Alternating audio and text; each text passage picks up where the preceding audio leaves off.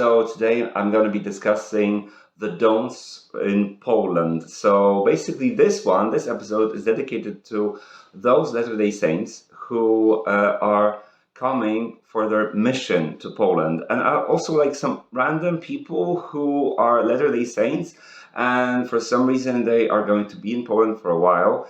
I mean, live here, for example. They came here for work. So let's begin.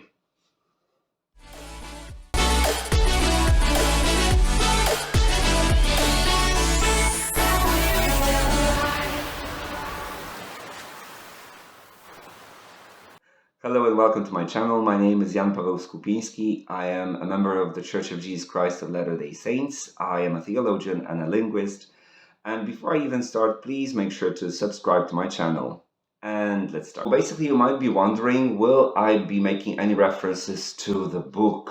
All those points, what the missionaries, good missionaries should say, do in Poland and so on. No. I'm actually putting it back on the shelf. And I'm going to be talking about everything else, right? So I might also tackle the topics that were not covered actually during your course when you were being prepared for your mission in Poland. Addressing the future missionaries, I'm not going to criticize what you were told at the missionary training center. I'm leaving that aside, right? So I just want to say something as a Polish person. And everything I'm going to say today comes from my experience. So basically, I would say that I don't even care what you were told at the missionary training center, with all due respect. I mean, let's keep that in the back of your head. Now, I would like to say something as a Polish person, right? That's it. Okay, so I'm speaking from my own experience. That's the point. Some of these tips might be, I don't know, quite obvious to you. Some of them maybe not. So basically, let's start. Rule number 1. Don't ask anybody jak się masz. How are you? I mean, it's not that, you probably were told that Polish people are not very fond of small talks. We are actually, but let's make it about something, right? By the way, in many languages in the world, the question that stands for how are you doing actually lost its meaning. It's equal to saying hello. For example, in Spanish, ¿qué tal? Doesn't mean that somebody wants to know ¿qué tal? I mean, or like what's going on with you. Basically, if they were to ask you something, for example, in English as well, how you were doing, they would basically ask a specific question. Now, in Polish, the Polish phrase that stands for ¿qué tal? Or how are you is jak się masz, but it's actually something completely different. It's a meaningful question. If you ask somebody that question and then you just drop that person from your eyesight, then they can feel ignored. So you might be wondering what to say instead of just cześć, dzień dobry, dobry wieczór. If you are not going to start a full conversation with a Polish person, just say dzień dobry and smile to them. That's it. Right? If you want to ask, if you've already asked the question, jak tam, jak się masz, co słychać? Listen to them. You started it, girl. You started it, man. So just listen to them and get in the groove, get in the conversation. There is one feature of Polish people that is being regarded as horrible, but some people regard it great. I myself, as a Polish person, I would say it's a wonderful feature of our nation. We are honest. Sorry. Number 2, don't get into the discussion about Catholic Church. The Roman Catholic Church is the denomination for the majority of Polish people. And the relationship with the Catholic Church has been bittersweet.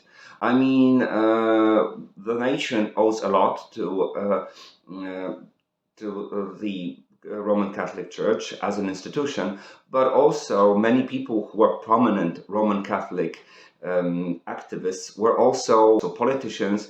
Many of them, even though they had a great reputation, they also were criminals. And because of that, there is a bittersweet relationship between Poles as a nation and the people of the church. If you start the conversation if somebody starts a conversation on Roman Catholic Church, you might get into a political discussion. Drop it. I mean, learn a lot about Catholic Church and learn positive things about the Catholic Church, right? And focus on these, right? So that's a very important thing, I would say here. And also, don't get into the discussion. Don't get into any critical discussion on political subjects. This is something you learned at the Missionary Training Center. And when it comes to faith, don't criticize. That's very important. Rule number 3, not that obvious one. Don't compliment Polish people on their English. If somebody speaks English, just accept that. That's it, right? And that's it. I mean, younger generation usually does speak some English. Many people don't. But if Polish people are fluent in English, that might come from 2 sources. They might be bilingual. That happens to people. But also, they might have done a very intense course of English. And now, complimenting them on that might seem a little bit patronizing. I mean, I can understand that when it comes to a language that is the first foreign language to myself, that is Russian. I started learning Russian when I was a kid. When I was an adult, early adult, I did Russian studies. This is what I did at university. So, and I was really diligent in learning Russian. I really wanted to speak Russian like a native. And that is something I would say a thing of an ambition for myself. And now, because of that, if I get a compliment on my Russian, because Russian right now is becoming a very exotic language in Poland. It used to be very popular during the Soviet Union, because even though not a member of the Soviet Union, Poland was a satellite country of the Soviets. And because of that, Russian was everywhere. Now, Russian has become a more exotic language. Younger generation most probably doesn't speak the language. And because of that, if somebody from Russia or ex-Soviet republics learn that I speak Russian, they usually compliment me on my Russian. And to be honest, that gives me a huge cringe. Why? Because I spent years to master my Russian. I might not be super perfect when it comes to it, but it really is a thing of an ambition to myself. So, if I get that compliment from a Russian speaker who happens also to be a Russian teacher, that's a different thing. That's a great compliment. But if it's from a random Russian speaker, okay.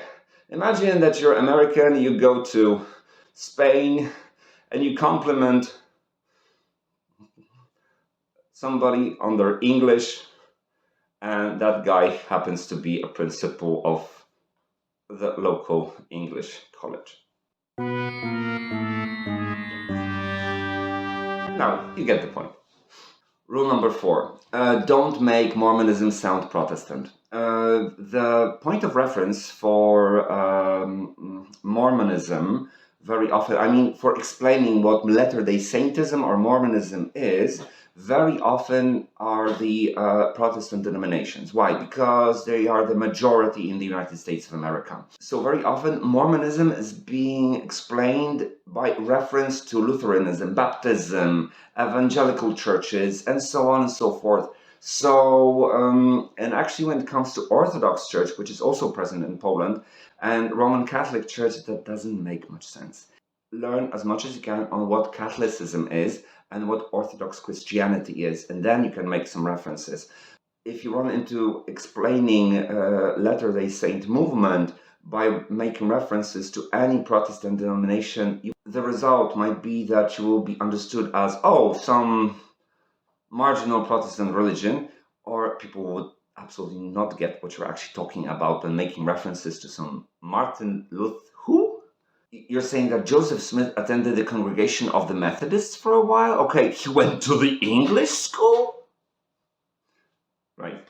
Please do study and read about the relations between the Church of Jesus Christ of Latter-day Saints and the Catholic Church.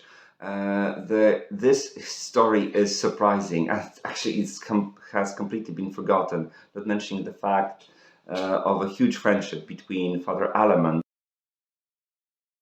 a Roman Catholic priest who was a very close friend of the prophet Joseph Smith. Rule number 5. don't talk about real taboos.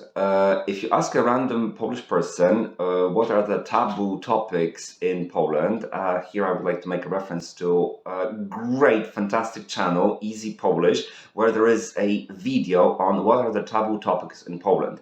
And people who are answering the question, what are the taboo topics for Poles, they are telling you about politics, they are telling you about LGBTQ issues, they are telling you about civil unions, and then they go on talking about these things. So apparently these are not taboo topics for Polish people. There is also another taboo topic for Poles: religion. Polish people love talking about religion. Why? Because most probably they belong to the same religion, Catholic religion, so they have many points of reference. So religion is absolutely not a taboo topic.